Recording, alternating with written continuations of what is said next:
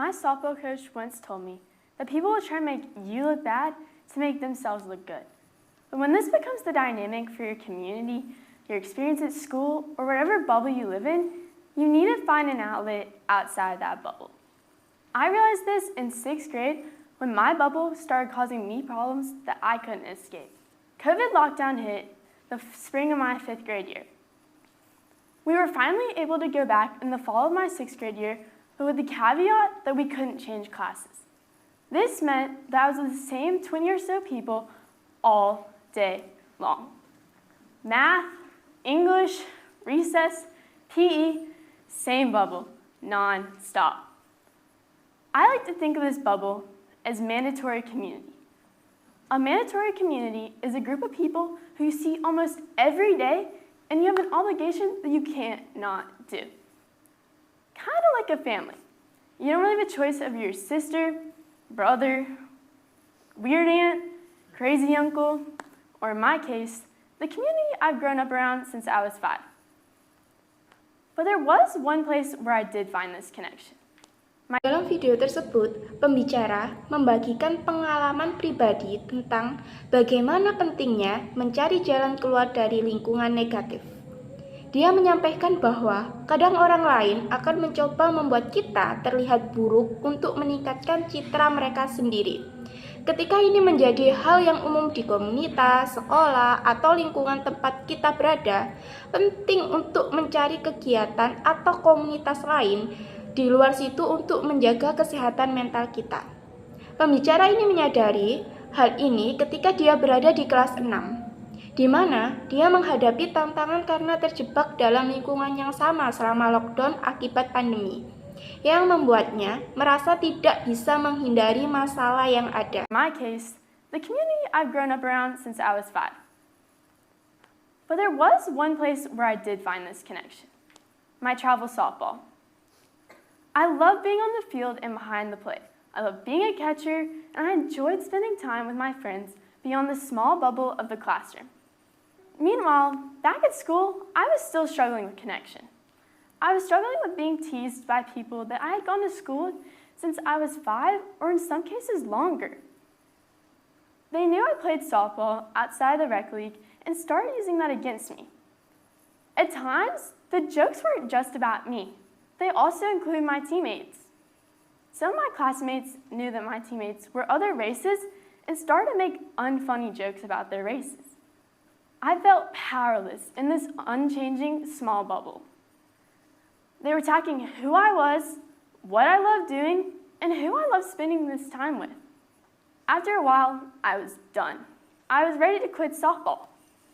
I told my mom all that had happened, and I told her that Tiara juga melanjutkan ceritanya tentang bagaimana dia menemukan koneksi dan kesenangan dalam bermain softball, terutama sebagai seorang penangkap. Dia menikmati waktu di lapangan dan bersama teman-temannya yang menjadi pelarian dari masalah yang dia dihadapi di sekolah. Di sekolah, dia masih berjuang dengan masalah konektivitas dan menjadi sasaran ejekan teman-teman sekelasnya. Bahkan, menggunakan fakta dia bermain softball di luar liga rekreasi untuk mengejeknya. Lebih lanjut lagi, ejekan tersebut bukan hanya ditujukan kepada dia, tetapi juga melibatkan rekannya dari berbagai ras.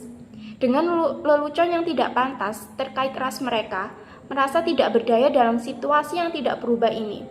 Kemudian pembicara mencapai titik di mana dia hampir ingin berhenti bermain softball dan mengungkapkan semua perasaan kepada ibunya. that I was ready to quit. She fortunately said no, and then continued, "It's what makes you the happiest."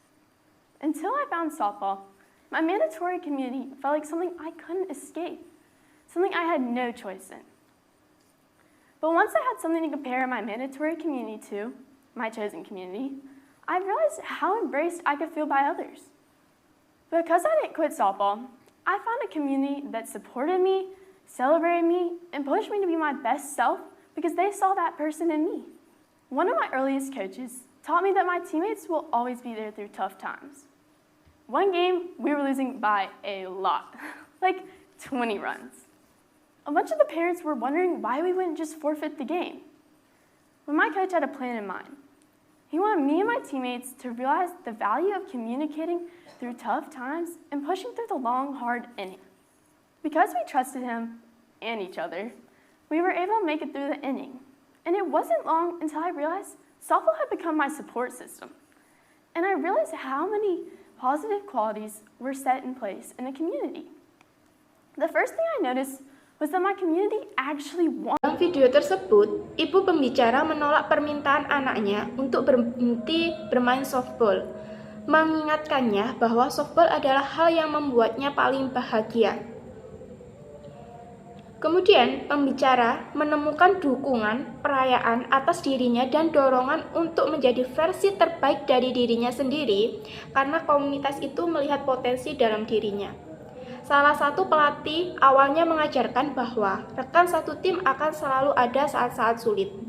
Misalnya dalam sebuah pertandingan di mana timnya kalah, banyak bukan menyerah, pelatihnya membuat rencana yang mengajarkan nilai berkomunikasi dan bertahan dalam masa-masa sulit. Melalui pengalaman ini, softball menjadi sistem dukungan bagi pembicara dan dia menyadari banyak kualitas positif yang terbentuk dalam komunitas yang sangat berbeda dari pengalaman sebelumnya di sekolah. Life. This was unlike any experience I'd ever had in my mandatory community because I felt confident about our relationships and that they could leave at any time. I also realized that our conversations were less forced than at school. Our conversations actually flowed. And I was no longer waiting for social interactions to end. I realized how important healthy communication is in a community. My teammates are always there for each other. When we make a great play, when we make our school ball team, or even when we have something we're excited about.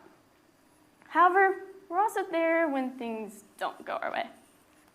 After all, softball is a sport where you can fail 2/3 of the time and still be great. From my experience, and many of my friends, finding your start is different for everyone. But one starting point I found to stay consistent is that my friends and I have all found something we enjoy or something we have in common with someone. For example, you try a local play, a club, sports, or you can even just go to the dog park and talk to people about your dog. Dalam ceritanya, pembicara membandingkan pengalaman positif di komunitas softball pilihannya dengan lingkungan sekolah yang kurang mendukung, menekankan pentingnya komunikasi sehat dan hubungan autentik di komunitas softball. Dia merasa lebih dihargai dan mendapat dukungan baik dalam kesuksesan maupun kegagalan yang mengajarkan nilai resiliensi dan interaksi sosial yang tidak dipaksakan. Pembicara menyimpulkan bahwa menemukan sesuatu yang disukai atau memiliki kesamaan dengan orang lain, seperti melalui olahraga atau kegiatan lokal, merupakan cara efektif untuk membangun hubungan yang bermanfaat dan mendukung dalam komunitas. Your dog. Mine's a Labrador, and my dad's favorite child, but we've just embraced it. There's so many ways to find your connection. Once you find your connection, finding people you can be yourself with is the key to unlocking a perfect community. From my experience, softball was bringing out my smile again. My community was helping me in more ways than just friendships. So if your community is not giving to you in the way you feel you need, communicating with you, or supporting you, why not go out there and find your own? After all, everyone deserves a special connection. Dalam akhir video ini, pembicara mengakhiri ceritanya dengan menekankan pentingnya menemukan koneksi yang sesungguhnya dan menciptakan komunitas tempat seseorang dapat menjadi diri sendiri. Menurut pengalamannya, setelah menemukan koneksi yang tepat, komunitasnya tidak hanya membantu mengembalikan senyumnya, tetapi juga memberikan lebih dari sekedar persahabatan. Jika komunitas yang ada tidak memberikan dukungan atau komunitas yang dibutuhkan, pembicara menyarankan untuk keluar dan mencari komunitas sendiri. Semua orang, katanya, layak memiliki koneksi khusus yang membuat mereka bahagia.